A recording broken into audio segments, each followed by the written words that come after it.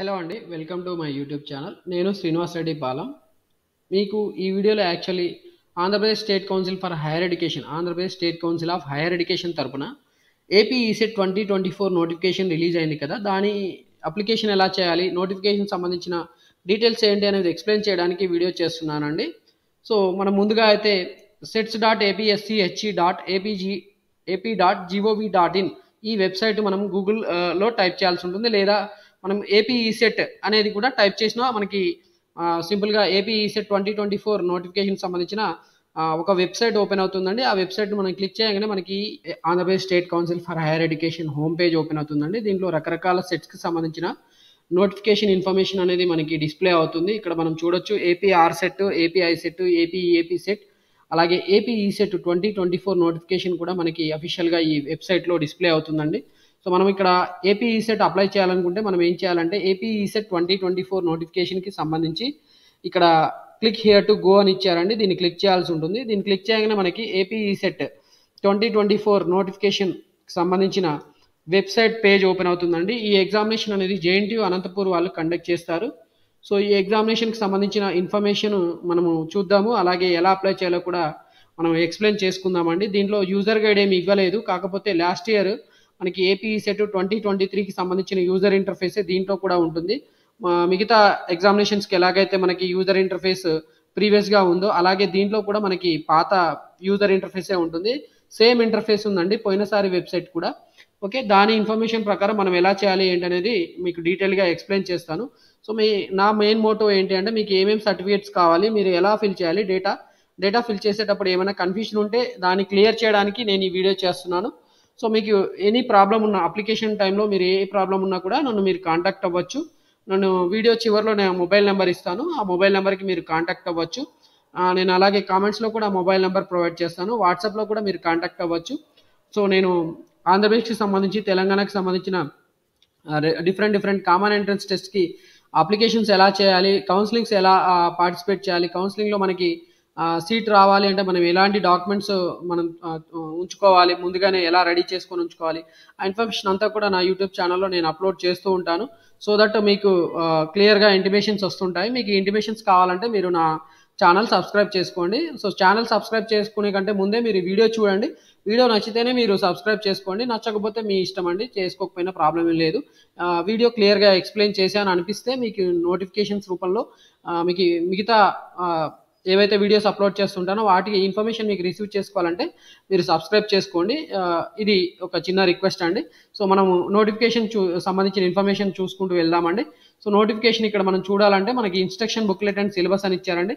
So, మనం ఫస్ట్‌గా instruction booklet click చేద్దాం. ఇన్స్ట్రక్షన్ బుక్లెట్ అనేది ఇలా రిలీజ్ చేశారండి. సో, ఇక్కడ మనకి డేట్ ఆఫ్ నోటిఫికేషన్ అని ఇచ్చారు. నిన్న రిలీజ్ అయింది. మనకి ఎగ్జామినేషన్ అప్లికేషన్ అనేది ఇవాల్టి నుంచి స్టార్ట్ అవుతుంది. మనకి లాస్ట్ డే వచ్చి వితౌట్ లేట్ ఫీ తోటి అప్లై చేసుకోవడానికి 15th ఏప్రిల్ ఉందండి. మనకి 500 లేట్ ఫీ తోటి మనము 22nd ఏప్రిల్ వరకు అప్లై చేసుకోవచ్చు. 2000 లేట్ ఫీ తోటి 29th ఏప్రిల్ వరకు అప్లై చేసుకోవచ్చు. అలాగే 5000 లేట్ ఫీ తోటి ఫైన్ తోటి మనం 2nd మే వరకు అప్లై చేసుకోవచ్చు. హాల్ టికెట్ డౌన్లోడింగ్ అనేది 1st మే నుంచి స్టార్ట్ అవుతుంది. మనకి ఎగ్జామినేషన్ వచ్చి 8th మే ఇక్కడ మనకి డిస్‌ప్లే అవుతుందండి. 8th మే వెడ్నెస్‌డే ఎగ్జామినేషన్ ఉంటుంది. మనకి కీ అనేది 10th రోజున రిలీజ్ చేస్తారు. ఫైనల్‌గా ఏవైనా కీలో సంబంధించిన అబ్జెక్షన్స్ ఏమైనా ఉంటే మనం 12th మే వరకు కూడా రేజ్ చేయొచ్చండి. ఇది టూకీగా ఇన్ఫర్మేషన్ అండి. ఇది మీ అందరికీ తెలుసు. మనకి డిప్లొమా ఎవరైతే చదువుతారో వాళ్ళు డైరెక్ట్‌గా సెకండ్ ఇయర్ అడ్మిషన్ మనకి లేటరల్ ఎంట్రీలో అడ్మిషన్ పొందాలంటే మనకి ఈ నోటిఫికేషన్ మనకు అప్లై చేసుకోవాల్సి ఉంటుంది. అలాగే ఈసెట్ ఎగ్జామినేషన్ రాయాల్సి ఉంటుంది. డైరెక్ట్‌గా సెకండ్ ఇయర్‌లో మనకి అడ్మిషన్స్ వస్తుందండి. ఓకే. సో, ఇక్కడ చూడండి మనకి ప్రతి కాలేజీలో కూడా శాంక్షన్డ్ స్ట్రెంత్‌లో 10% ఆఫ్ సీట్స్ అనేవి సెకండ్ ఇయర్‌లో డైరెక్ట్‌గా ఫిల్ చేసుకునే అవకాశం ఉంటుంది. అంటే సపోజ్ మనకిప్పుడు ఒక కాలేజీలో 50 సీట్స్ ఉంటే మనకి 5 అడిషనల్ సీట్స్ సెకండ్ ఇయర్‌లో యాడ్ అవుతాయి.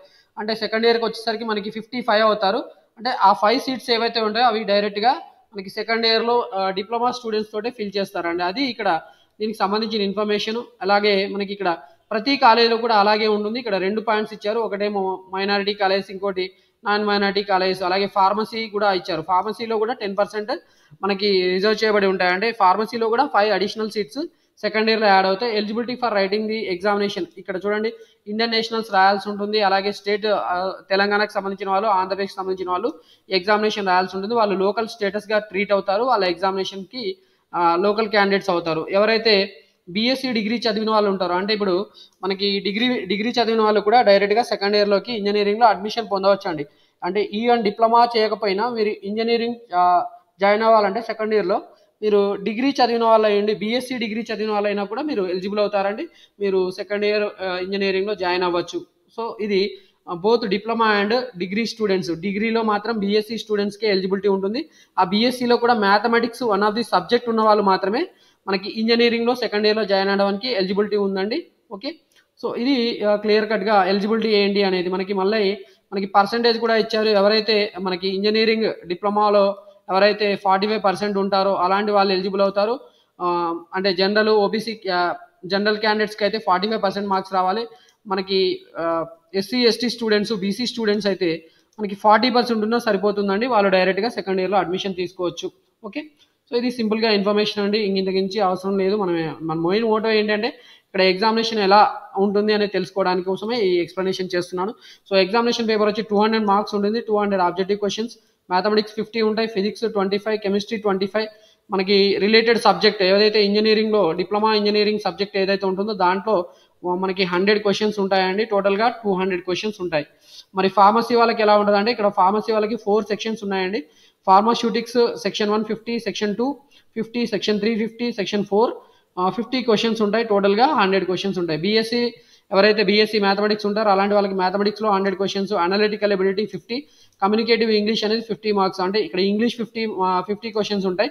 క్వాంటిటేటివ్ ఆప్టిట్యూడ్ అనేది 50 క్వశ్చన్స్ ఉంటాయి. మ్యాథమెటిక్స్ 100 మార్క్స్ ఉంటాయండి. ఇది examination pattern for diploma and BSc students అండి. సో దీని తర్వాత మరి ఎలా అప్లై చేయాలి ఏంటి అనేది కూడా ఇచ్చారు.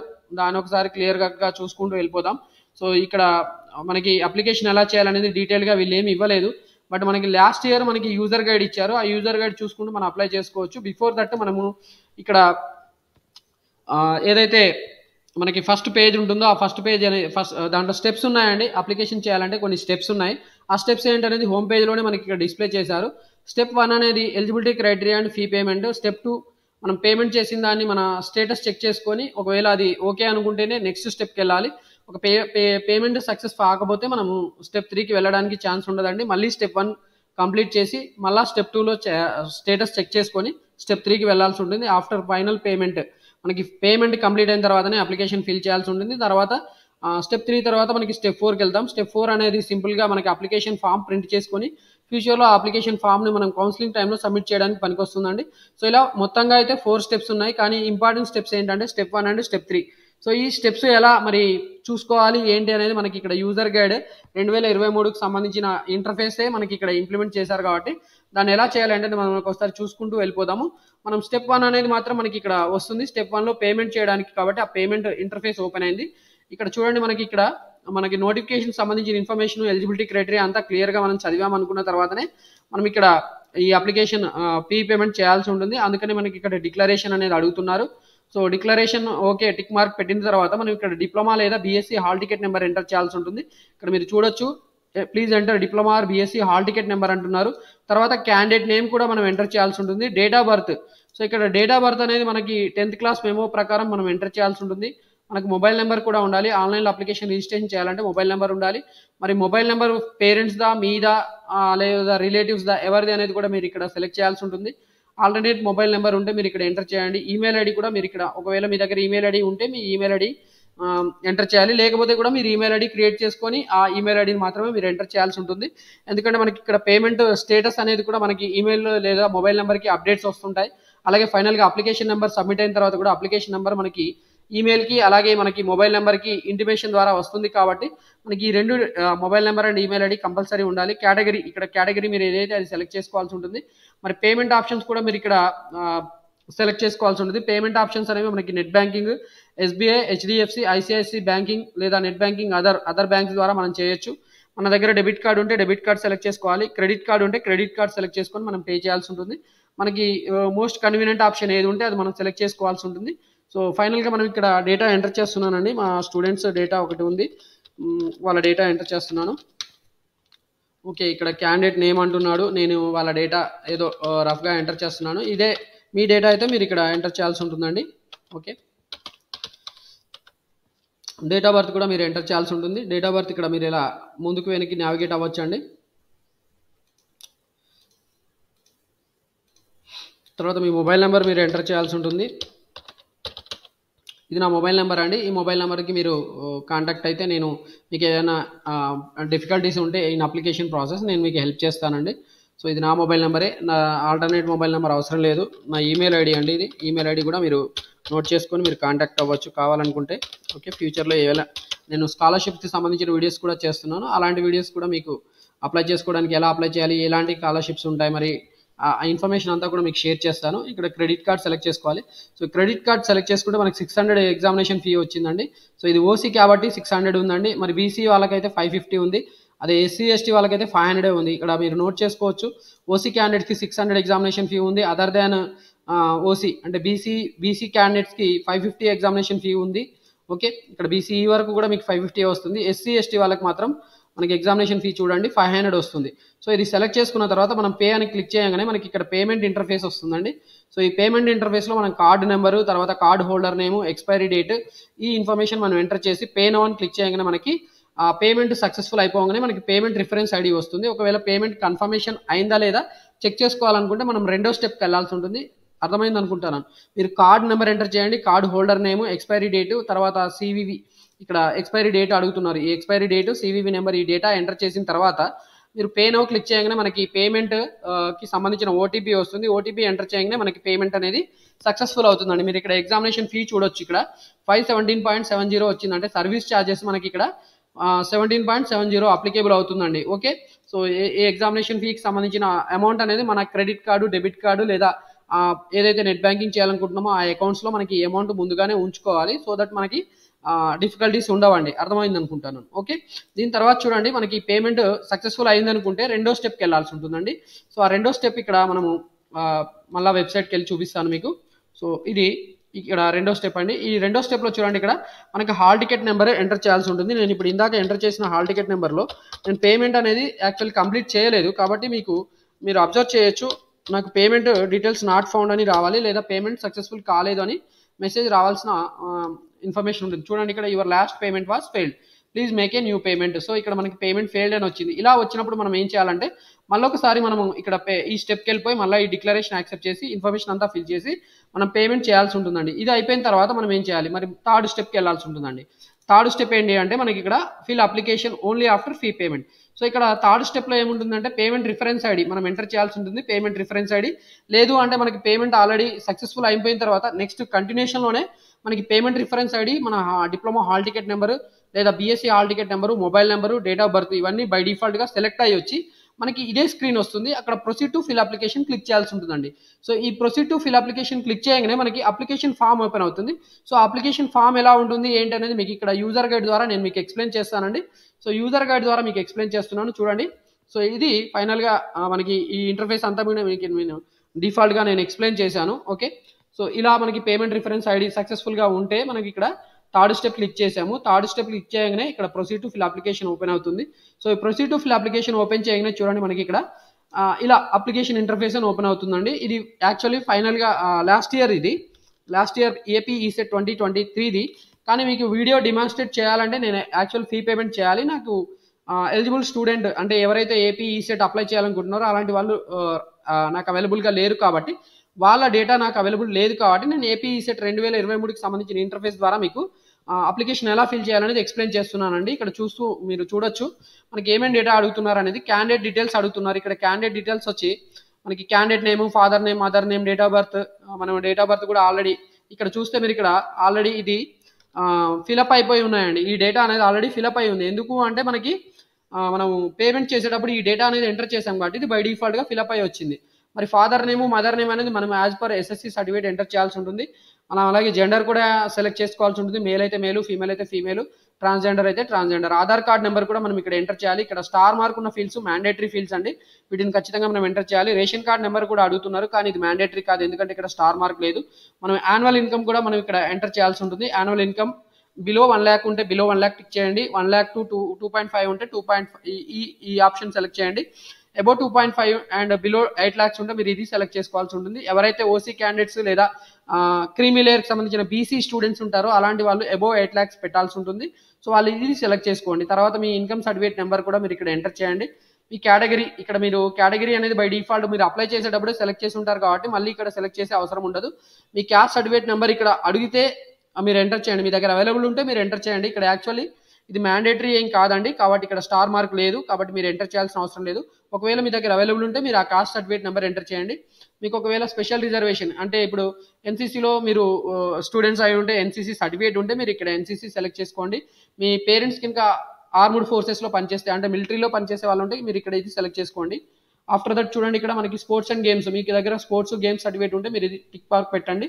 మీకు భారత్ స్కౌట్స్ అండ్ గైడ్స్ ఉంటే మీరు ఇది సెలెక్ట్ చేసుకోండి. ఓకే, ఒకవేళ మీరు ఫిజికల్లీ డిజేబుల్డ్ అయి ఉంటే physically disabled candidates and physically handicapped students అయితే మీ పర్టికులర్ ఫిజికల్ డిజేబిలిటీ ఏంటి అనేది మీకు ఇక్కడ అడుగుతున్నారు. ఫిజికల్లీ హ్యాండిక్యాప్ లేదా హియరింగ్ ఇంపేర్డ్ అంటే ఇక్కడ డంబ్ క్యాండిడేట్స్ ఉండొచ్చు. ఆర్థోపెడికల్లీ హ్యాండిక్యాప్డ్ అయితే మీకు ఇక్కడ చేతి కాలు ప్రాబ్లం ఏదైనా ఉంటే మీరు ఇక్కడ ఈ టిక్ మార్క్ పెట్టుకోండి. దాని తర్వాత మీరు మైనారిటీ కాదా అని అడుగుతున్నారు. ఇక్కడ మైనారిటీ అయితే మీరు ఇక్కడ మైనారిటీ టిక్ మార్క్ పెట్టుకోండి. మైనారిటీ అంటే అదర్ దాన్ హిందూ ఎవరైతే ఉంటారో రిలీజియన్కి సంబంధించిన వాళ్ళు మైనారిటీ అవుతారు. ఎవరైతే హిందూస్ ఉంటారో అలాంటి వాళ్ళు నాన్ మైనారిటీ అవుతారండి. మీ ప్రజెంట్ అడ్రస్ మీరు ఎంటర్ చేయండి. ప్రజెంట్ అడ్రస్ అనేది మీ దగ్గర ఒకవేళ పర్మనెంట్ అడ్రస్కి రెండింటికి సేమ్ అడ్రస్ ఉంటే మీరు ఇక్కడ ఈ టిక్ మార్క్ పెట్టుకోండి. సో దట్ మీరు ప్రజెంట్ అడ్రస్ ఏదైతే డేటా ఎంటర్ చేశారో అదే మీకు పర్మనెంట్ అడ్రస్లో కూడా పాపులేట్ అవుతుందండి. అంటే ఇదే డేటా మీరు ఇక్కడికి కాపీ చేసుకోవడానికి ఈ టిక్ మార్క్ పెట్టాల్సి ఉంటుంది. మీకు ప్రజెంట్ అడ్రస్ ఆధార్ కార్డులో అడ్రస్లో ఉన్నట్టుగా మీరు ఎంటర్ చేయండి. ఓకే, సో ఇది ప్రజెంట్ అడ్రస్ పర్మనెంట్ అడ్రస్ రెండు సేమ్ ఉంటే ఇది టిక్ మార్క్ పెట్టుకోండి. ఒకవేళ రెండు డిఫరెంట్గా ఉంటే రెండింటిని కూడా సపరేట్గా ఎంటర్ చేయాల్సి ఉంటుంది. తర్వాత మీకు ఇక్కడ క్వాలిఫైయింగ్ ఎగ్జామినేషన్ అడుగుతున్నారు.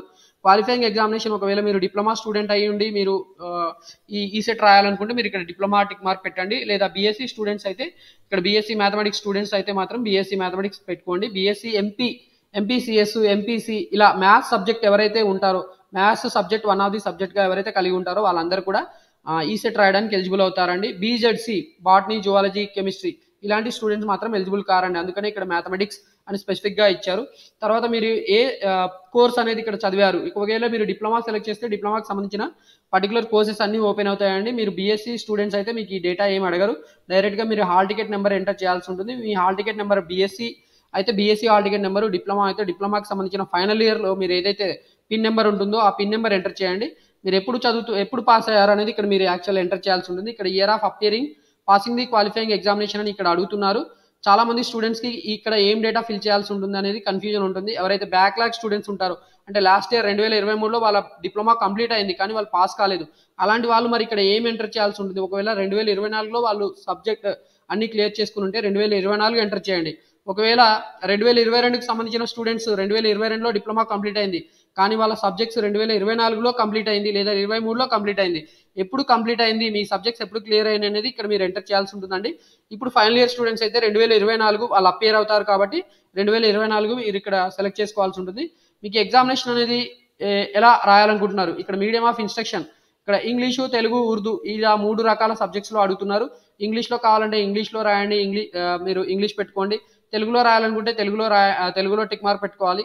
ఒకవేళ ఉర్దూలో రాయాలనుకుంటే మీరు ఉర్దూ అనేది టిక్ మార్క్ చేసుకోండి. అదర్స్ అని అడుగుతున్నారండి ఇక్కడ.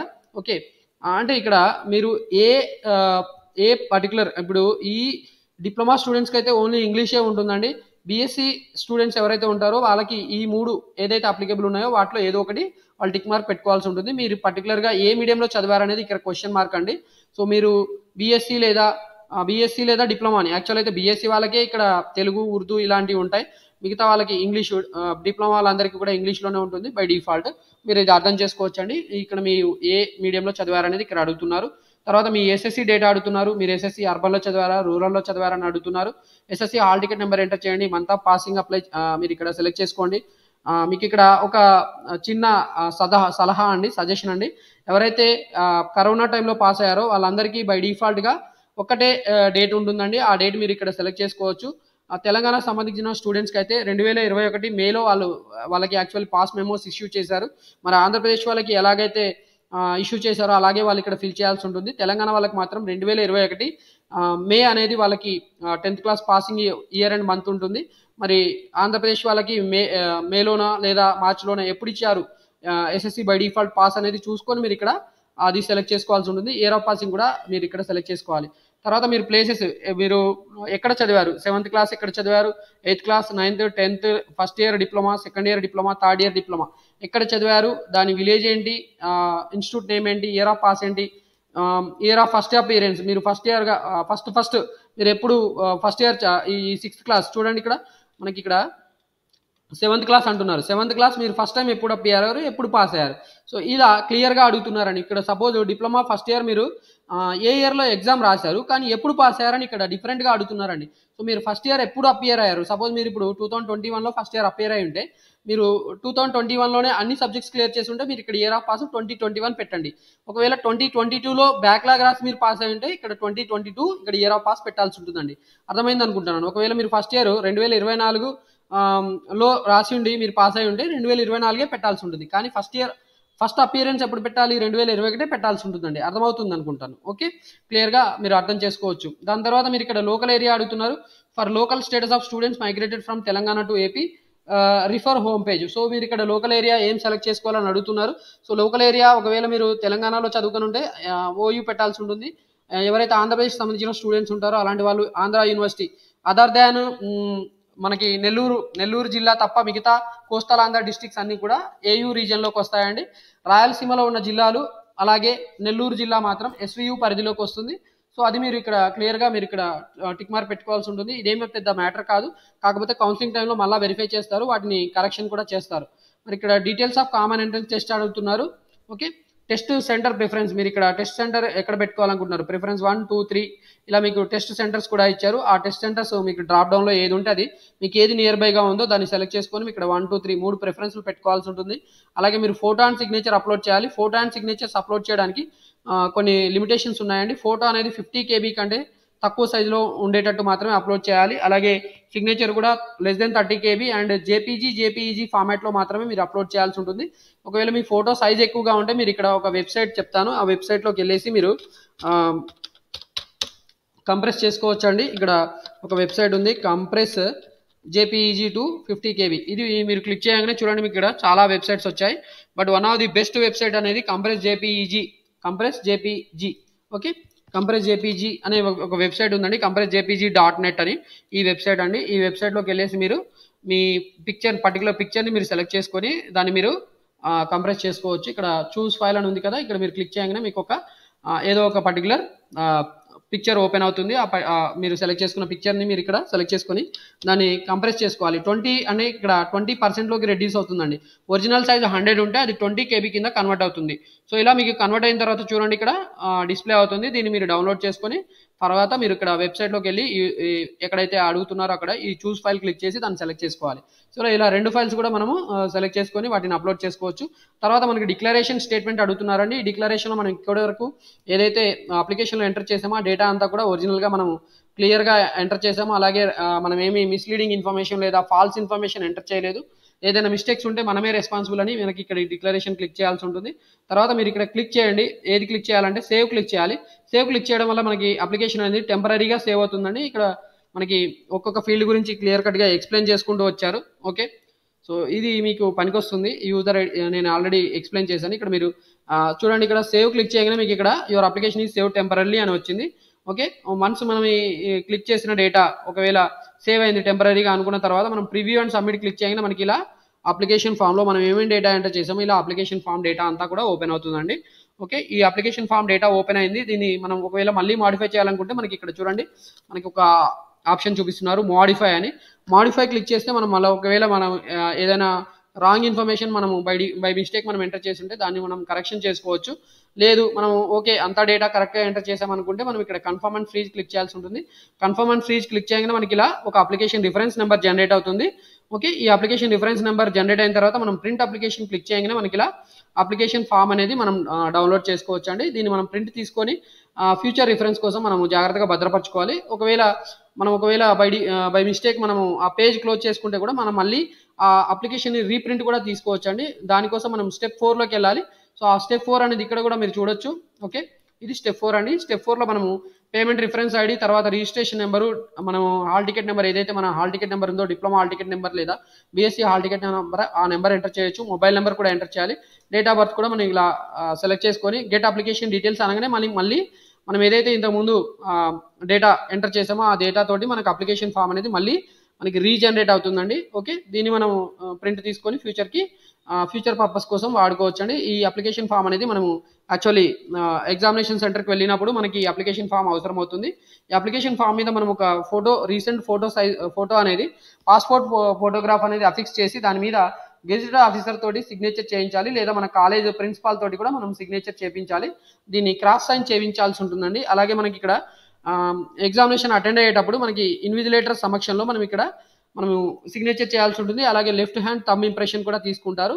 సో దీని ద్వారా మనము ఎగ్జామినేషన్ని మనము అటెంప్ట్ చేయవచ్చు అండి. సో ఈ రకంగా ఫైనల్గా మనము ఈసెట్ 2024కి సంబంధించిన అప్లికేషన్ కంప్లీట్ చేయాల్సి ఉంటుంది. ఓకే, ఈ అప్లికేషన్ చేయడంలో మీకు ఏమైనా డౌట్స్ ఉంటే మీరు నన్ను అప్రోచ్ అవ్వచ్చు అండి. నా మొబైల్ నెంబర్ మీకు ఆల్రెడీ నేను ఇందాక చూపించాను. నా మొబైల్ నెంబర్ వచ్చి 9866385288. ఇది నా పర్సనల్ మొబైల్ నెంబరు. అలాగే దీనికి వాట్సాప్ కూడా ఉంది. సో ఈ మొబైల్ నెంబర్ ద్వారా మీరు కాంటాక్ట్ అయ్యి మీకు అప్లికేషన్లో ఏవైనా డౌట్స్ ఉంటే మీరు క్లియర్ చేసుకోవచ్చు. ఓకే, అలాగే ఒక చిన్న రిక్వెస్ట్ అండి, మీకు ఈ వీడియో నచ్చితే మీరు వేరే వాళ్ళకి షేర్ చేయండి. అలాగే లైక్ కూడా చేయండి. లైక్ చేయడం ద్వారా వీడియో అనేది తొందరగా వేరే వాళ్ళకి రీచ్ అవుతుంది. అలాగే ఎవరైనా అప్లై చేసుకోలేని వాళ్ళకి కూడా ఈ ఇన్ఫర్మేషన్ అనేది యూస్ఫుల్గా ఉంటుందండి. అలాగే మీరు ఇలాంటి నోటిఫికేషన్స్ ఫ్యూచర్లో రిసీవ్ చేసుకోవాలంటే నా ఛానల్ని, యూట్యూబ్ ఛానల్ని సబ్స్క్రైబ్ చేసుకోమని కూడా మిమ్మల్ని రిక్వెస్ట్ చేస్తున్నాను. Thank you for watching this video. Wish you all the best for your ECET examination. And ఇంకొక అనౌన్స్మెంట్ అండి, మీకు ఈ ఈసెట్ ఎగ్జామ్ రాసిన తర్వాత కౌన్సిలింగ్ ఎలా జరుగుతుంది, కౌన్సిలింగ్లో మనం ఏమేమి సర్టిఫికేట్ సబ్మిట్ చేయాల్సి ఉంటుంది, మనము కౌన్సిలింగ్ సెంటర్స్కి ఎలా అప్రోచ్ అవ్వాలి ఏంటనేది కూడా ఫ్యూచర్లో నేను వీడియోస్ చేస్తూ ఉంటాను. కాబట్టి ఖచ్చితంగా నా ఛానల్ సబ్స్క్రైబ్ చేసుకోండి. Wish you all the best.